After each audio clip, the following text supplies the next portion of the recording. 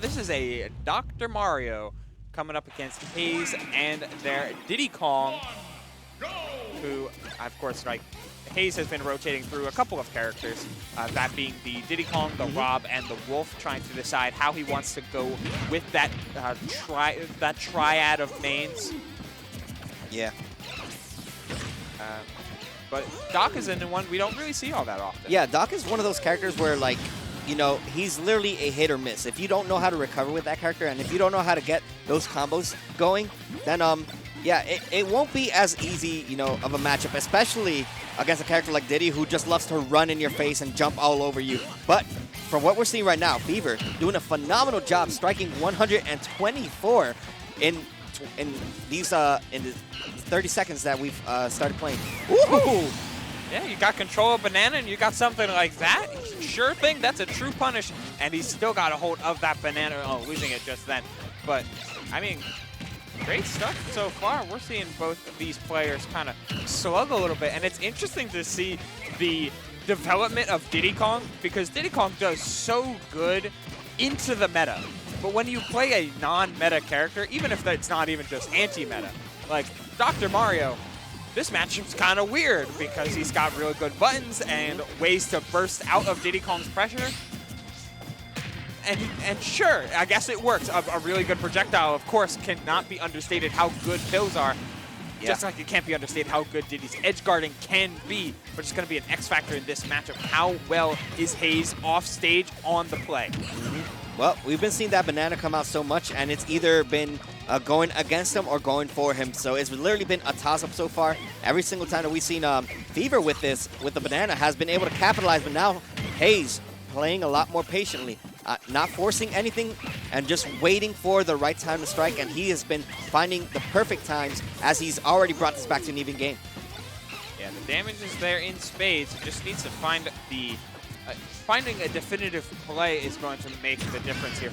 Looking for a Z-drop out of shield, trying to punish Fever for an overextension. That time, Fever just going a little dash dance, covering a lot of space, even with Dr. Mario not being the fastest. It's fast enough to cover ledge, and he certainly did a great job of it there, putting on a bit of damage, 30%, nothing to sneeze at. Now he can start playing these pills and jumping over a monkey flip. He needs it. Yeah, well, monkey flip being a factor right there, getting him off stage. Once again, Fever in a bad position, but if we've been seeing anything so far from Fever, whether it's character knowledge or just the matchup in general, I mean, Fever's been doing a phenomenal job keeping it really good on his end against Haze and just waiting out the option, not forcing it, waiting. He's mixing. I'm like loving just how non-committal Fever has been playing while after the hit. Like he'll get a down tilt and just dash dance, empty hop around. He's waiting for Haze to mess up, which in some, or at the very least, do something that he can punish on reaction. Ooh. And then you have combos like that to close out games when you don't have to read the life out of your opponent. It definitely could be just, you know, like, what is this character? I forgot it was in the game. Like, kind of, it could definitely be one of those moments. Yeah, this character's gotten a few buffs in the recent patches. So, you know, Doc is definitely a character that a lot of people sleep on. I mean, he's just slower Mario on steroids. That's it. He's just stronger. Oh, so that's what those are. I mean, that's basically what it is. I mean, probably his little stethoscope that he has, or I don't know. I don't know what makes him slower and stronger. I just know that we're not going to see the Diddy come out. We are going to a character that is slower but a lot stronger in Wolf for Haze. Yeah, and you just have a little bit of extra range. You don't have as much of a reliant game plan on an item, which Fever was playing around super well. And Wolf's consistency will be the death of many characters, as it will continue even into patch the 13.0.1. Wolf isn't getting nerfed, guys. I'm sorry to tell you that. That's a clean 0 to 10. Yeah, we're one patch away, guys, but I promise you it's probably just bug fixes anyways. Yeah. Don't get your hopes up too much, but we may see a buff or two for random characters that probably don't even need it. But we'll cross that bridge when we come to it. Right now, Haze was looking at a JV4 up until you know, a few hits, but 20% only done, and Haze is already looking to kill Dr. Mario's second stop. This is, I mean, this is basically, you're trying to answer the question, gee, Billy. Oh, no jump. Well, besides that, it's been a lot of, like, why is Wolf a top tier? You can show them this game. You see F smashes that are non-committal. You see so much speed going around, solid edge guarding, clean confirms, all the works coming out from Haze thus far as we get the mix started with that grab combo. It's going to be on Fever to make something happen here, make something that's a little bit spicier, make something a little bit different, show Haze something that he hasn't seen before perhaps, or just get an incredibly hard read. Ooh. Listen, these are the benefits of not being a solo main player.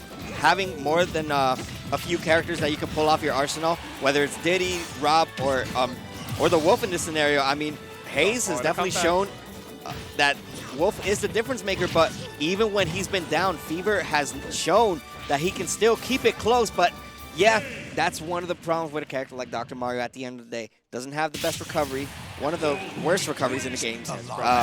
Free, really, but you know, even then, I mean, despite, you know, like that really rough start with that 0 to death, that first stock, Fever brought it down to the last stock, and we saw a lot of aggression coming out from Haze. So whether it's patience or whether it's aggression that Haze is playing, it seems like Fever is right there. He knows what he has to do. Yeah, it was strong play from Fever. He just, like, it happens with Doc. Like, you just get overwhelmed by sheer speed or frame data or more. You can still play around it, though. The best thing about this matchup is that Wolf still has to interact with you. Wolf can't run away and pepper Dr. Mario with projectiles or distance or just all of the above. Well, Wolf does have a better effective range and a really solid projectile. It doesn't seem like Haze wants to resort to that game plan. He wants to overwhelm and effectively just invalidate this character. But it's going to be on Ethan. Double fair into double bear. That is not something that you'll ever see a Wolf do. But when he can capitalize, wow, that is going to be something for MetaView. I guess it is Haze showing that, oh, yes, I can invalidate you in some ways because that punish game is no joke, and that edge guarded game almost sealed out another stock. Haze just throwing out buttons. He's throwing it out. He's forcing Fever to deal with it. Ooh, and he had the right idea right there as well, almost getting the stock with that as well. The fair coming out from Fever. He's down, and he's down badly, but all this aggression that's been coming out from Haze has been paying off, and he's still living with these 3 stocks. A high recovery going to get him off stage once again with that back throw, but still, Haze is doing a tremendous job just spacing out his moves and realizing I have better frame data than you, so I'm just going to swing. Now we get to see Fever a little bit on the play, looking for this grab. He is trying to grab you. Finally gives up on it just for the F tilt, but look at this damage. Wow. Like, if you're going to interact with me, take 60. Like, this game can be even if you make it. And the safety of Doc's moves being that extra, having the late hitbox of Nair be extra safe. Ooh, but giving him the leverage to get back on stage, but still gonna punt kick you to the heavens is Haze as he gets that stock once again. But now we're seeing, as you mentioned, you know, a character like Doc does a lot of damage with just one hit. So, you know, I mean, if Fever's able to find these hits, he's been going for a lot of out of shield options being his grab. It hasn't been working out, so hopefully he changes that up a little bit. But Haze doing a tremendous job. Oh, not gonna get the punish there. Yeah. And now he's hungry for the down beans again. That Doc Tornado missing twice, and that's a huge punish. Finds the back air and finds a ledge spot, but he's got to be careful of how much he's fiending for some of these starters. He's been looking for down tilt almost exclusively when he's on the ground, and that just incentivizes Haze to take to the air, which Wolf already does incredibly effectively. Gets it back for a couple kills. I'm surprised he wouldn't go for, you know, like a dash attack, you know, try to get him with a 2-frame or something, you know. That's a good point. Yeah, so like I'm expecting that to come out, but he's just waiting, you know, doesn't want to force anything. He knows if he misses it, maybe Haze will be able to capitalize off it, as he does there with the get-up, the roll get-up, and still not going to get the kill yet, but at 149%, if you need the stock, it was right there, but the normal get-up, the Tri-State classic right there with the roll into ledge and catch your opponent's normal get-up into the back throw. Yeah, that's something we are very patented on, aren't we? Oh, yeah, and we get to see the beauty of that first stock. This was so good. Oh, that overextension was so clean. Doc can't It's- really do much about that except try to swing. But You're not even expecting it either. It's like, Oh, yeah. all right, you got a sour spot bear. All right, you're gonna go back on stage, right? No, Haze just said, all right, I think if I jump again, you're gonna die, and that's just character knowledge right there, you know, and that's also reaction based as well, because that's not something that you're planning, because you're hoping that the first backer is gonna be sweet spotted, but no, you get the sour spot and you said, you know what, this looks possible, and it hits. But before that, guys, before we move on, top 16 is starting soon, but we're gonna go to a 3-minute ad break real quick. We hope. nope. Yeah. We're going to go to a 3-minute ad break, but before we do that, we got a few ads to run for you guys. Yeah, we got some slides to hit. You got to let me finish my words, bro. I know we got ads to run. I know we got ads to some run. slides, we got some games, we got it all of the above. And we got just bills gotta- to pay, but before we just pay gotta- those bills, we need our streamer to pull it up.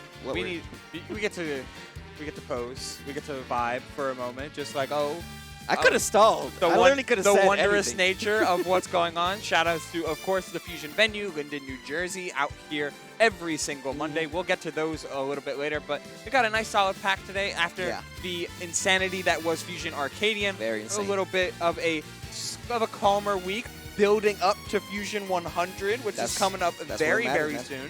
A lot of people, when it comes to, you know, like the first one, 100, and 200, you know, it's something about those that make those special. But guys, if you haven't done so yet, Collision 2022, March 12th to the 13th, that is Saturday and Sunday, guys. If you haven't registered yet, please do so. You have players like MK Leo, Tweak, Mars, Light, and so many other big names that I mean, we'll start seeing them later on as they come. But if you haven't registered yet, guys, there's dubs, there's singles, and there's probably going to be a lot more side events and other things going on. Please come out and play with the big boys. That is Tri-State. And hey, if you are looking to play with the big boys right now, or rather in 2 weeks, we'll be seeing Xenosaga number 38 happening on December 11th, a Saturday up in New York at 21 Ludlow Street. You can register right now at Smash.gg/Xenosaga and catch out all the action on twitch.tv/Haster3000, as well as following their Twitter for any of their updates. And the action does not stop there, guys. If you're around the area, NGIT and Collision are collabing for Supernova, December 4th, 2021, and it's in 218 Central Ave in Newark. It is going to be in the NGIT University place. It's in the GITC room, 3,700. If you haven't registered yet and you want to play with some of North Jersey's finest, go to smash.gg, Supernova, NJIT. Get all that action, that collegiate Smash action. But if you're looking for the normal Smash action of your daily profile, then you can see the Collision Series stream schedule. Of course, on Mondays, we have Fusion offline right here at Collision Smash, but on Tuesdays and Thursdays, we go up north a little bit to the Tuesday Night Smashdown and the Bay State Beatdown happening in the New England area. Of course, you can catch all of that action right here on twitch.tv/Collision Smash and register for the brackets right on screen. And the action never stops there, guys. If you love what Collision has to offer in Fusion, try out every Thursday at DNA, 7:30 p.m. Eastern Time. That is when they start in North Bergen at the Helix Esports Center. So please, guys, Master Hand Gaming streams. Collision still hosts. Still a pretty stacked event whenever people go out. I mean, despite the low attendance, when it has attendance, it has big names. So, guys, if you want to play with the big boys there, you have some New Yorkers that stop by, and you have a lot of North Jersey's finest players going. So register for that one, too. Then finally, of course, there is the No Pause Tournaments, NP Tournaments on Twitter, as well as No Pause on every other platform, presenting premier events in the Philadelphia, PA area, like Cross Up, like Vacation that just recently restarted on Thursdays, like Solar Powered, and of course, like things like More Than Friendlies. You can catch all of the action right on NPT, or like their stream, and you can keep watching the action for Fusion, that being right here, twitch.tv/Collision Smash, smash.gg/Fusion. Check out the bracket, or if you're in stream right now, ! Bracket, happening every single Monday. Yeah, guys, and that is the beginning half so far. We are getting ready to go into top 16. But before we do that, there is a 3-minute break. Get some snacks, go take a potty, do something. But we'll be back in 3 minutes, guys.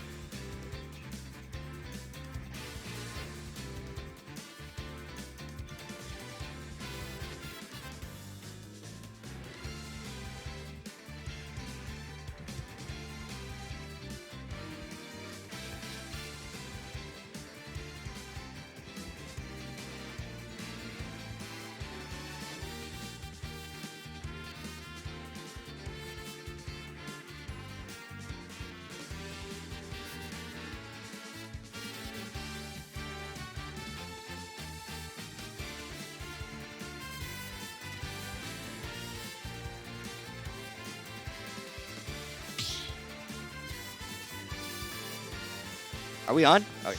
Now we are. Yeah. Hey, guys. We are back from our 3-minute break, and we are going to top off top 16 real quick with Zomba versus Lemon Tea, which is going to be a set that we've seen pretty often already. I mean, these two are real solid players. Zomba just has had the upper edge. I remember, like, I don't know why it came to me, like, last week or something, but I remember there was a time where Zomba could never win a fusion.